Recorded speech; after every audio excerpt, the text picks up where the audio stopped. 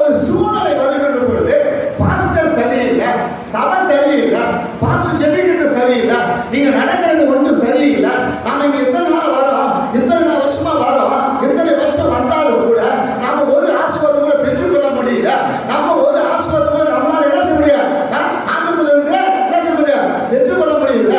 இவர் என்ன ஜெபிக்கிறாரு, இவர் என்ன இவர் நமக்காக மன்றாடுறாரு, இவர் என்ன ஆசீர்வாதம் கொண்டு வராரு அப்படின்னு சொல்லிட்டு